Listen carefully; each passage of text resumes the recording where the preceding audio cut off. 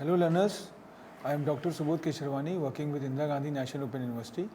The topic which I am going to talk today is collection of data, and we see that how much the data important is, and as far as the collection of data is concerned, that is a very important aspect because that is the reason the whole this particular session talks about the collection of how you are going to collect the data, because if you are not going to collect the data in a more systematic manner, I think what you are expecting from the end user, from the respondents, or as a researchers, what could be the final results, I think it must lacks with that. So when you are going to talk about this collection of data, I think there this role of data and the collecting of data is very important. And prior to going into the depth of this topic, as far as the collection of data is concerned, let's throw a light on what exactly this course is all about. This is part of our course called MCO3, Research Methodology and Statistical Analysis, which is a hardcore course on the methodology and statistical analysis we are going to use. And this is part of our MCOM program, and as far as this particular course is concerned, this is in second year. So we have already talked about, if we recapitulate like what we have done in our preceding sessions, and how this course is going to move. This is part of our first block, and first block totally talks about the preamble part of research, what exactly the research is, what are the genesis behind doing the research. And as far as the data collection is concerned, data is very important because the way we are technologically going up, the way technology changes, and this online penetration and more way of technological use, I think the data collection is becoming quite cumbersome right now. So when there was a time when the beginning stage, there were no source of getting the data because technology was not there and you are not familiar with many of the aspects. But right now, due to search engine and due to this the technological updations, the data is in big numbers. So that is the reason the whole world is right now talking about the big data. And when you are going to talk about the big data, you have to talk about the big data analytics. So big data analytics is a technological term which says that how you are going to regularize, how you are going to regulate the gigantic data which is available on the web. So whole world is right now moving from brick and mortar system to click and mortar systems, and we have seen that in a coming years, the more their usage of technology. So anyway, what we have observed, that we have covered in our preceding sessions about research, then research thought. What is the research thought? FAQs, we have massively talked about certain questions which as a researcher comes in the mind of the researcher. So we have thrown a light on that, and we try to answer those questions. We have framed those questions, and if you go through the preceding sessions, you will find out that lot of frequently asked questions were there, which comes in the mind of the researchers when they are just the grassroots researchers, or they have started the research, or in due course this kind of format is going to come. So we are going to answer about those questions. Then research methodology is there. Research methodology talks about what methods you are going to use, and then we have used the case study method. So interview. So what is the purpose of methodology? The methodology purpose is to find out, or extract the information from the respondent. So if you see in the backdrop, in the genesis behind the research is talking about the data only. So when you're going to talk about the data, the collection of data comes. How you're going to collect data, what methodology you're going to adopt, what pedagogy you're going to use. If you're going to collect the wrong data, you lands up at the wrong results. If you are collect a data which could be quite useful to you, you get a very good result. So, and how you're going to find out which data is useful, which data is not useful, when you are going to go for the primary data, when you are going to go for the secondary data, what are the the subheads which comes under the secondary data, and what are the ways by which you are going to collect the primary data, as well as there are certain ways. So we are definitely going to talk about all those things. And then formulation of objectives, how the objectives comes, because from where the objective originates, like when we massively go through the literatures, from there the gap comes, that gaps give you the objectives, and that objectives give you the hypothesis which you have already talked about. And then research design, how you're going to design your research, because how you're going to bifurcate your research so that within particular time frame you're going to accomplish your task. So this we have already covered. It's almost 8 to 9 lectures we have talked about this particular term, the theme of research and data collection. So now, as far as this particular unit is concerned, this is a chapter 3. This is a chapter 3 of this particular course, which talks about how you're going to collect the data, collection of data. Because when you're going to go for the collection of data, it's not like that you can just start collecting. There must be certain ways. So you have to understand what could be the nature of data, how the data looks like, whether sometimes you have to depend on the secondary data which is already known as the existing data, and that data from where you are going to get from electronic resource, you are going to get from archives or the past research. So but it's not like that you can just get those data and use it, because if you are going to use the same data, I think there is chances of plagiarism. So in our coming session we will definitely talk about the ethical issues. So how much data you are going to take, how much data you are going to eliminate, and what are the ways by which you are going to take the data. This collection of data purely talks about this thing. So though it's a very simple affair, it's a very easy affair, that but when you are going to talk about the easy thing, I think the tough thing comes into that. Because if every time you talks about when the things are very easy for you to extract, I think you have to apply certain tools and techniques by which you can get more number of information. So primary and secondary data, sources of secondary data, what are the ways of the secondary data you can take, like electronic resource, and precaution in using a secondary data. Because when you're talking about this is a very important aspect, because if you are not cautious, you can lead to a wrong information or either redundant information. So because secondary data is the data which already exists, and already someone had done the work and put it on the web, or put it on the in a manuscript format for the future researchers or future learners. So when these future learners use that secondary data, and if they are not meticulous in finalizing the same, I think from there the plagiarism or the ethical issues come. So we will definitely throw a light on plagiarism and other ethical issues in our forthcoming sessions. But here we are just building block, and we are just finding out the ways by which the data is going to be collected. Then what are the merits and demerits of secondary data, and then the methods of collecting primary data. So this whole collection of data bifurcate into primary data and secondary data. Primary data believes in the first hand information which you usually gathered or collected from the respondents through certain means, by making questionnaires and certain methodologies like observation method, interview method, and through local reporters and correspondents, and questionnaire schedule method, which I have already talked about. And what are the choice of suitable method, when you are going to apply, when. So it's there must not be any there is not any rocket science that you can start with that model. It all depends the literature which you have read, and it's all depends how you are going to initiate your research. Sometimes there are certain secondary data which is an important ingredient as far as your research is concerned. But if you are going to take that data as it is, I think the problem is going to be occur. So you have to be quite meticulous, you have to be quite systematic while taking all those things into consideration. So anyway, we start with the need for data structure, because when we talk about the data structure, it's data structure of organized data. There are unorganized data, there are organized data. When you talk about the organized data are considered to be more real time in nature, more systematic, and it can give you the more fruitful results. So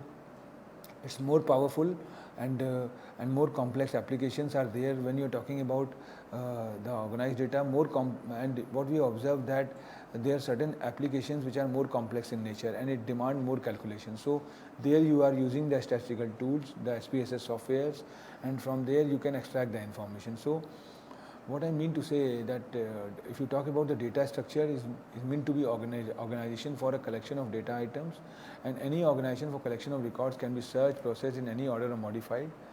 So time to perform and programming effects. So these are the things which are going to play a very important role, and this data science prerequisites is very important, because this data science is nothing but how the science behind collecting the data or using the data affects.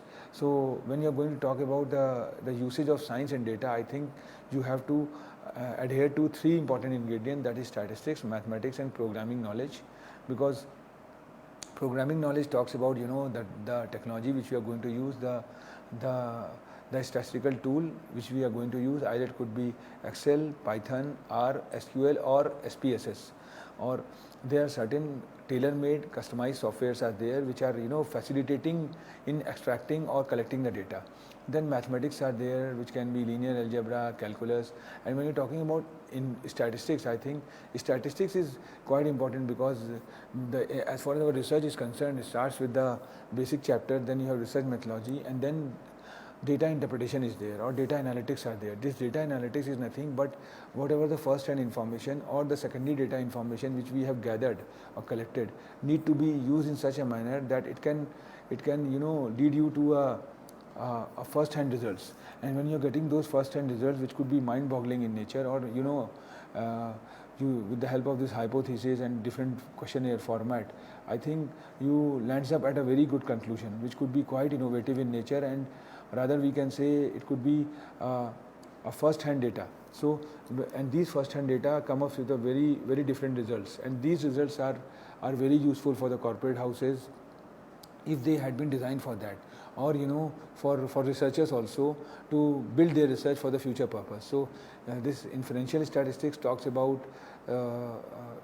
that use of certain tests or certain technologies, where descriptive statistics believes in the stereotype way of doing the research with the help of this measure of central tendency or measure of dispersion, whereas inferential statistics believes in t-test or ANOVA test and other things. So it is based on the sampling model, and where you don't have to do the holistic research or holistic application of ways, but you can you can choose a universal, and from that you can make certain samples. And when you are randomly working on that small portion of that sample and try to work through that particular sampling model, and from there you try to create an image of that universal. That is where inferential statistics is very important. So statistics always believes in inferential statistics and descriptive statistics. This descriptive statistics is a stereotype way of applying the statistics in collection of data, whereas inferential statistics is a more advanced version, and it talks about the certain test or the certain tools which are there which can lead to a result, because there are certain constraints. Because when you are going for a pan-India research, and it's really cumbersome for the researchers to physically visit all the domains of India and come to the conclusion. So in that case, what happened? They will have a procedure of sampling techniques where the universal is India, but they are going to collect the data from few states or and few cities of that particular state. So in that case, there is a holistic view of this particular thing, but with the help of this sampling. So with the help of this sampling, we can able to interpret, able to come to the conclusion that the universal is more or less that kind of. So anyway, what I mean to say, that need of data warehouse is there, because when we are going to talk about the data warehouse, we have to talk about the data mining, we have to talk about the different ways by which the big data analytics, because there are some data which can be useful for today purpose, there are some data which can be useful for tomorrow purpose. So when you are going to have archives of data, when you are going to have a data warehouse, very easily you can bifurcate your data, and you can keep the historical data, strategic decisions data consistency and response time, and then business users. You can see how the data is going to be used as per the convenience. So what I mean to say that and these data warehouse, the data archive, or the modus operandi of keeping the data need to be done by the researcher itself. So we have heard about the Maslow's need of hierarchy when we are studying the human resource paper, So in the same manner, there is a hierarchy of data needs of data science.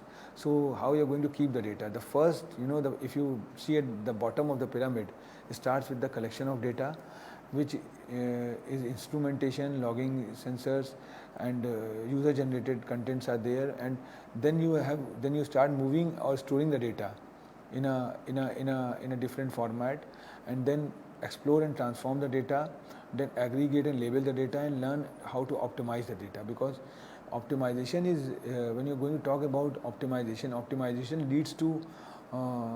leads to something where there's no opportunity cost.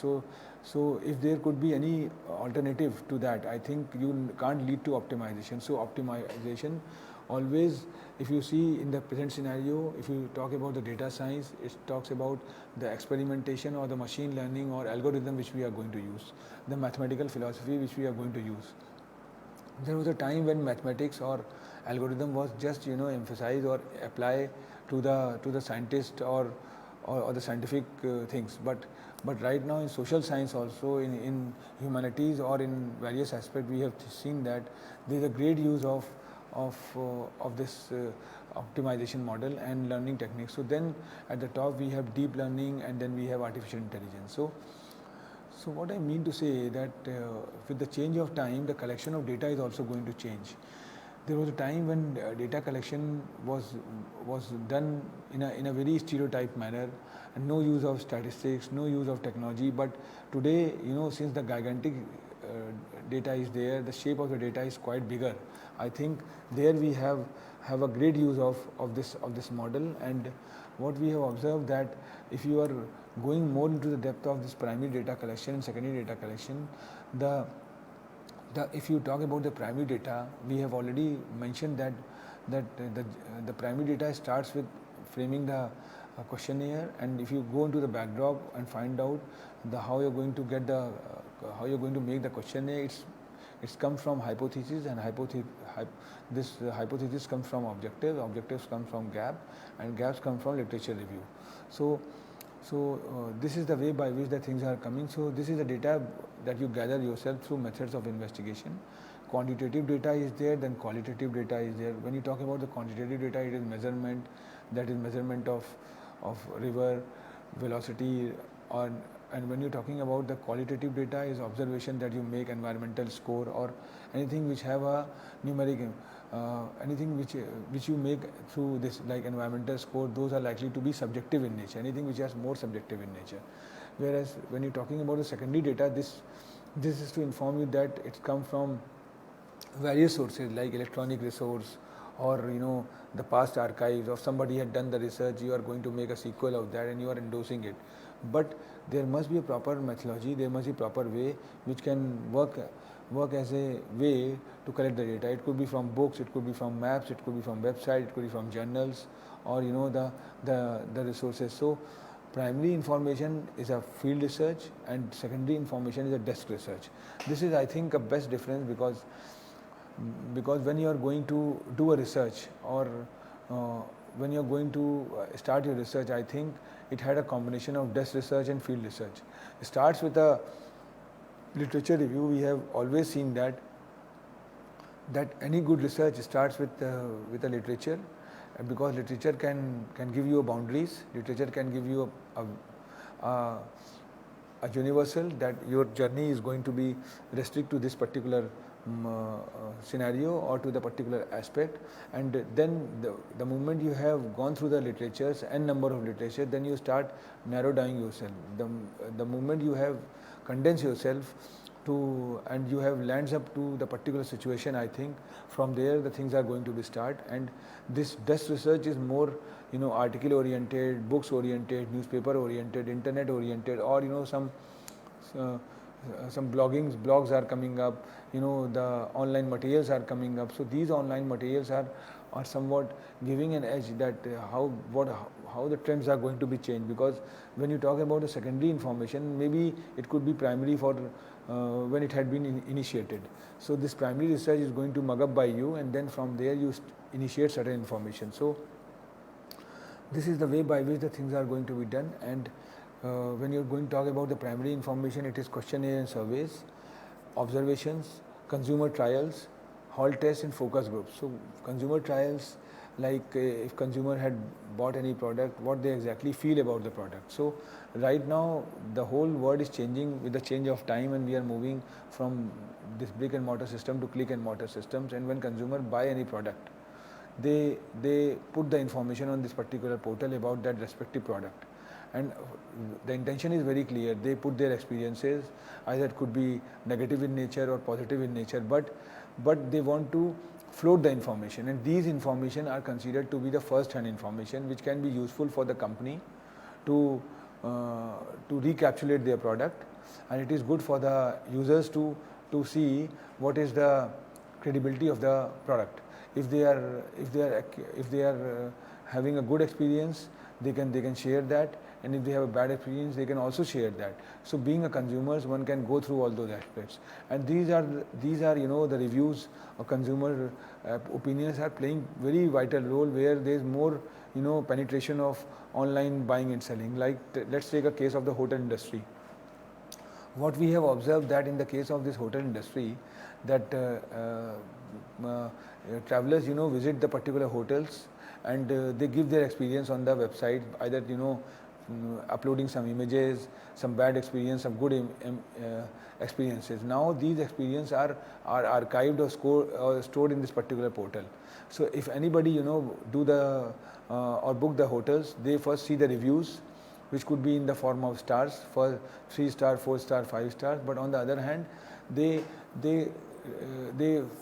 visit, they go through elaborately on the reviews, which can be in the text format, in the pictorial format, or sometimes in the video format, in a video verdict format. So it could be quite useful, which is a real time in nature, and give the clear picture about the hospitality services, or the way they are entertaining their consumers. So this is the model. So now what happened, there was a time when people were brand loyal towards the product, and they are very adhered to that, they are very restrict to that. But after certain time, the things had been changed.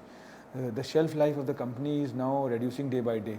There was a time when shelf life of the company was 50 years or 40 years, but right now it is 10 to 5 years. So new brands, new companies are coming up with new thoughts. A company which never existed decades back, but right now stands at number one place. And how they come up? It's due to the reviews. It's the positivity by the consumers. So now what happened? And those new consumers are not acclimatized with the particular product, but they go through the reviews, and from these reviews they come to know that that particular brand is doing quite well and could be useful for us. So a brand like Alexa, or the Google Assistant, or Siri, which is a voice recognition based things. So if I am fond of any song, and I can just communicate to that particular device, that please connect to me that particular song. So if so this way by which the software is, artificial intelligence is doing that. So this kind of product is coming up, which exists no more in the past decades. But what we have observed, that how the things had been changed. So keeping in mind all those things, the new taste, new trend is coming up. So when you are going to talk about this consumer trials, when you are going to talk about the new kind of approach, I think from there the certain change is going to come. So this is the difference between primary and secondary data sources. This primary pipeline, then you have hypothesis, and when you have hypothesis, you have null hypothesis, you have accepted hypothesis, alternate hypothesis which can be accepted or rejected. Then the data collection model is there, which lead to visualization. So then you have hybrid primary secondary data. What I mean to say, when you're talking about hybrid is a term which is a very omnipresent term in the present scenario. The whole world is talking about hybrid right now, and Industry 4.0, if you see, it purely talks about that how in automobile industry you find out the car is going to be replaced by the electric cars, or the car which is equipped with fuel and electric both. So, and on the other hand, it could be more technological enabled, more humanless, model is there. So it's not occur in this product or the physical appearance thing, but in service industry also. In education, we have seen that the learning is going to be changed. The hybrid way of learning is coming up, where the learners are opting, the different approaches, the blended learning model, this face-to-face model, or the combination of both. So when you're going to talk about the hybrid model, it's a combination of primary and secondary data. There was a time when good research considered to be good research when it is equipped with the primary way. But today's scenario talks about updations. Today's scenario talks about the how you're going to present your things. So it's not like that if you have massively used the secondary work, your research can dismantle by that. It's not like that. If you have collected the secondary data in a more meticulous manner, more strategical manner, I think that can also be considered as a primary data, because the data size is quite bigger in the present scenario, and if you're going to use the data, extract the particular information, I think that is the way very easily you can do that. So hybrid way of is a combination of primary and secondary data usage, how you're going to collect the data, but intention is very clear. It leads to visualization. How the end results comes. End results is nothing but a visualization. How it can be used or apply or can be fruitful for the common man, because the end result is a visualization which starts with the data creation, then hypothesis, then data collation.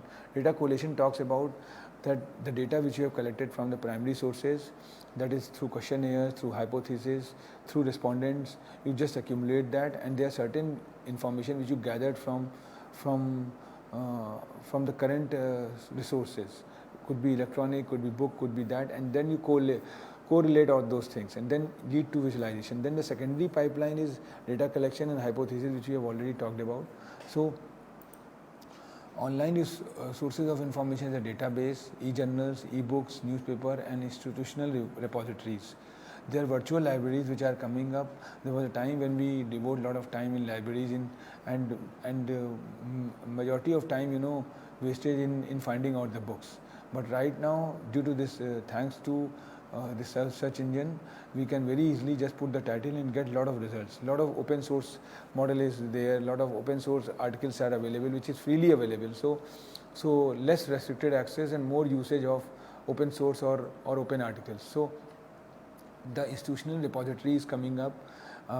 Let's take an example of Indira Gandhi National Open University. We have a institutional repository called eGyan Kosh, and if you talk about the contents, the study material which I am talking about is available on the eGyan Kosh portal.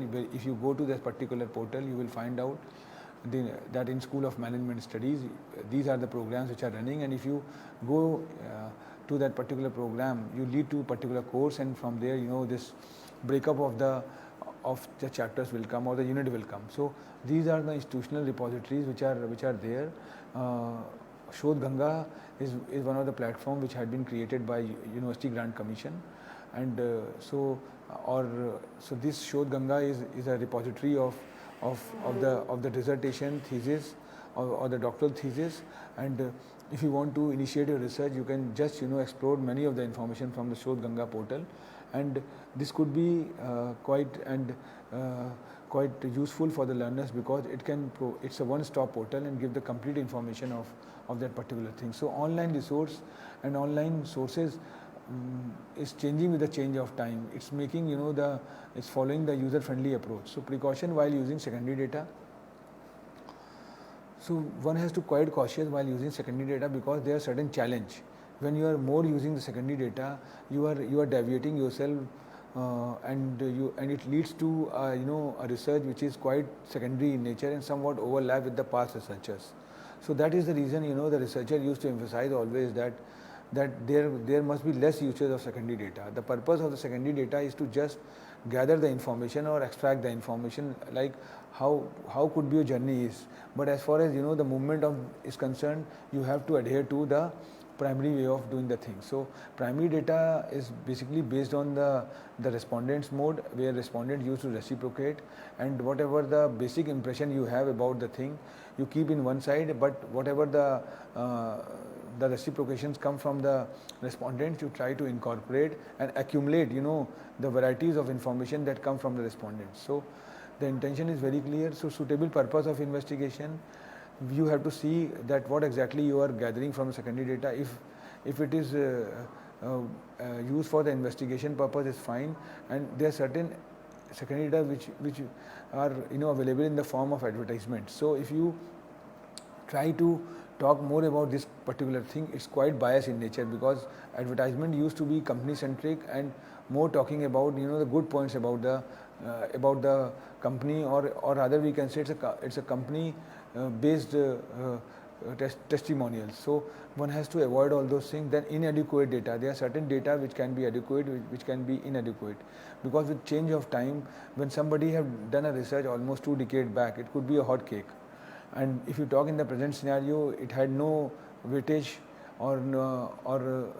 so like take example of a banking industry. If somebody had done a research almost a decade back in net banking, the net banking was a hot cake. Like nobody, there were some banks which were equipped with the net banking, and there were some banks which were not not familiar with the net banking phenomena. So the research which was quite common in those days, that how the net banking is going to facilitate the consumers as far as the research is concerned. If you do the similar kind of research in the present scenario, I think it's a common phenomena, the routine matter, because right now every bank is equipped with the net banking model, whereas the virtual branches is coming up. So maybe there are certain banks which are equipped with the virtual branch. There are some banks which are not familiar with those kind of phenomena. So if somebody had started doing a research in the virtual branches, and how these virtual branches are better than the stereotype branches or conventional branches, this could be the one of the latest topic which could be there. So one has to see the data which need to be taken care, what data need to be taken care, what data not, and redundancy ratio is quite high as far as the research is concerned. So you have to see the obsolete topic and try to eliminate all those topics. So degree of accuracy, how much accuracy is there, a degree of accuracy is there when you are going to collect the data, because the degree of accuracy comes with what could be your universal and what could be your sample. In our coming slides, when we are going to talk about the sampling, we have to see that, because accuracy is very important, because if you have taken universal as a pan India, or the Delhi as a pan Delhi, your research revolves around Delhi. I think Delhi is bifurcated into 4 zones: north, south, east and west, and the mindset of each zone differs from other zones. The South Delhi people have got a different bent of mind. The North Delhi have got a different approach. There are certain zones which are very adjacent to the NCRs, like Gurgaon, Noida, Faridabad. So if you are going to do your research, or if you are not going to take care those particular zones and just talking about the Delhi as a whole, and confine your research to South Delhi or East Delhi, I think you are not going to get the holistic view. So to get the holistic view, or to get the accurate result, you have to consider all the 4 zones. And when you are going to start your research, I think it's very cumbersome for you to move all the zones and cater the particular domains which falls under that zones. So in that case, what is going to be done, that your universal is whole Delhi, but your sample could be from all these 4 zones, and going much into the deeper and deeper, and find out there are certain, because if you talk about the south zones, again in south zones there are people who are elite class, there are people who are living in Jhuggi and Jhopli, or there are people who are middle class, or there are people who are of different nature. So how you are going to collect the data, that is more important, because time and condition of collection of facts is very important, and when you are going to collect, it all depends what kind of topic you have chosen and what could be the shelf life. If your shelf life of the product is shelf life of your research is 3 years, I think you have to bifurcate your research in such a manner that within 3 years, within 1.5 years or 2 years, you can able to accomplish your research. So comparison, then test checking, then homogeneous conditions are there. There are certain conditions which are homogeneous in nature. There are certain conditions which are heterogeneous in nature. There are certain conditions which are against the tide or with the tide. You have to see all those conditions, and then you have to do the things. Comparison is also very important, because if you are going to compare certain things and then do the things, then it can. So these are the precautionary measures which is very important. And methods of collecting data, I think when you are going to collect the primary data, a lot of other ways had come up apart from the questionnaire, but intention is very clear that genesis behind the questionnaire collection is that you get the first hand information from the respondents.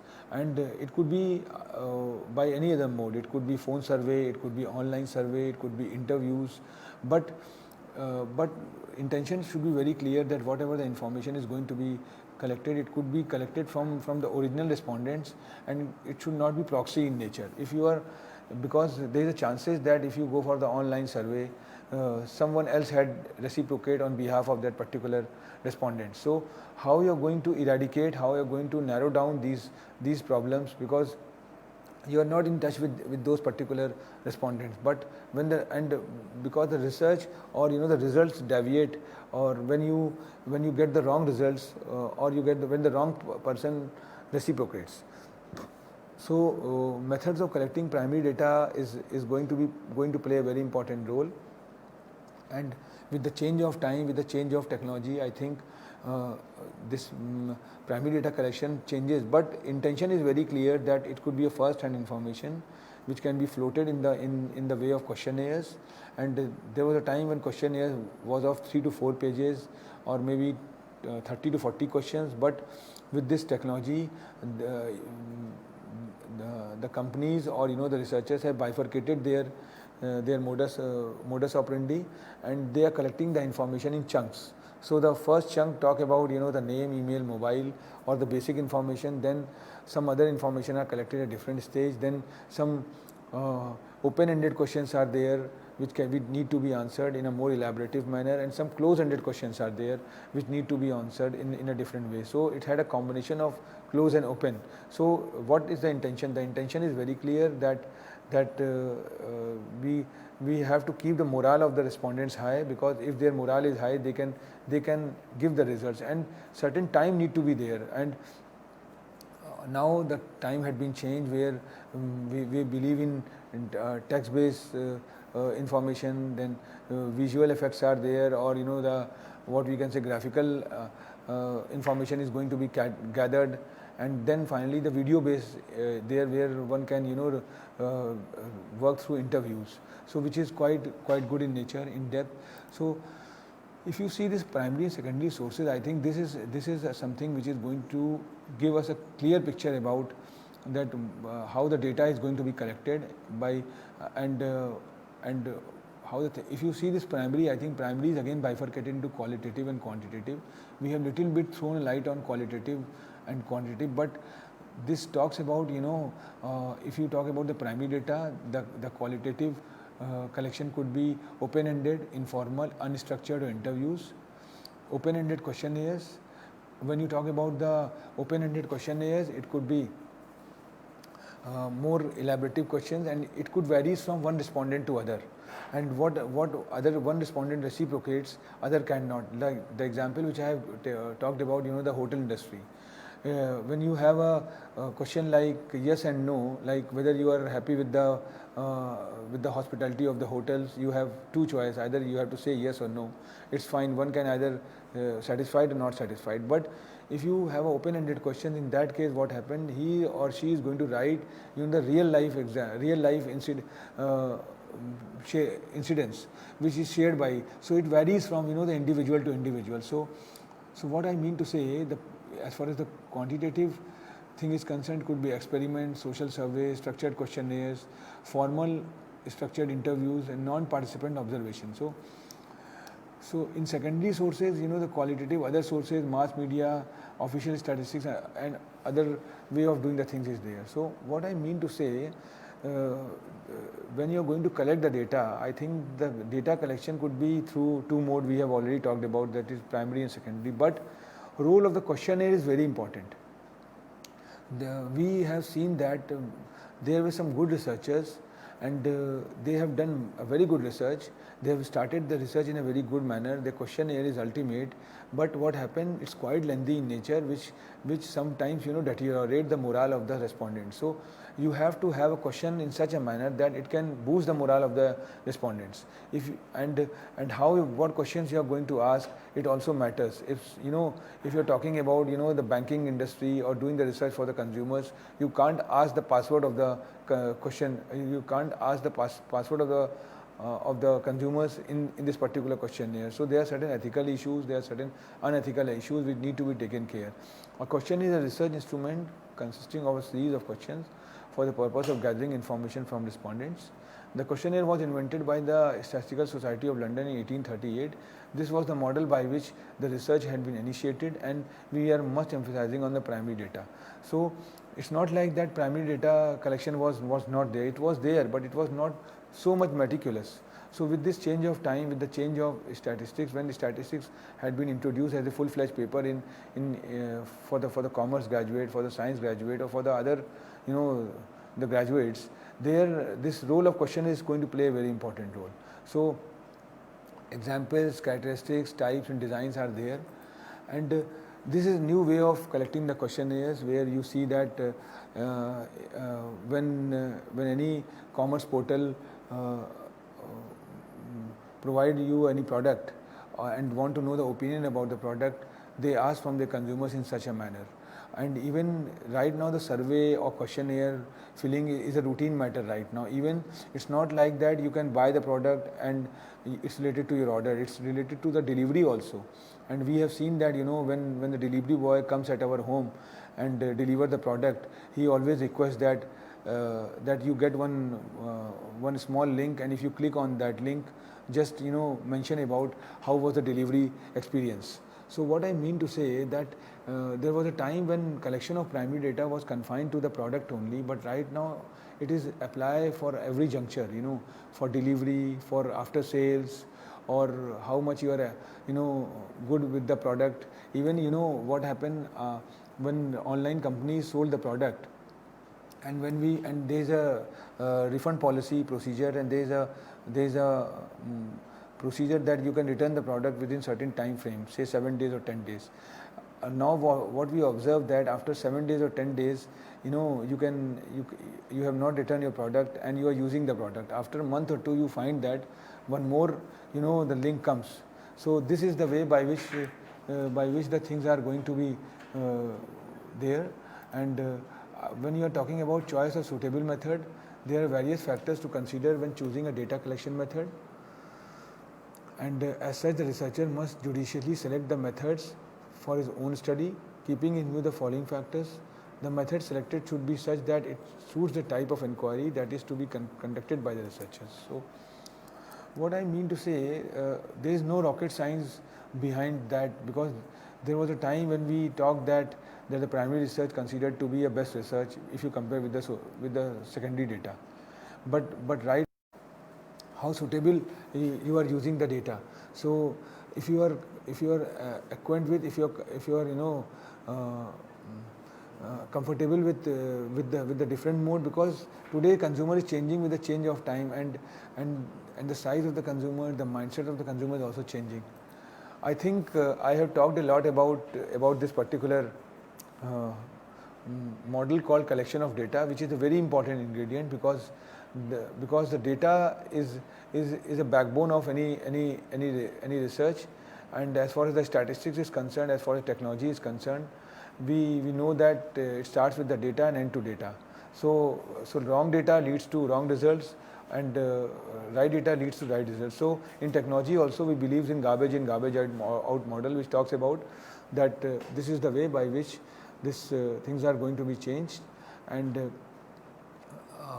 so we, in our coming sessions, we will definitely talk about some more terms which are going to be useful for the researchers, because this is purely a course which talks about research methodology and statistical analysis, and there are certain terms which are changing with the change of time. There were certain terms which were omnipresent in the past, but their definition, their style of working, their modus operandi also change. So what we have observed that somewhere there is a great use of secondary data, and on the other hand there is a great use of primary data too. But you can't say that primary data is more useful, secondary data is not useful. The utility of the secondary data and primary data always go in the manner, you run a car, because one is the front wheel, other is the back wheels. Thank you very much. In our next session we will definitely talk some more terminologies related to statistical analysis.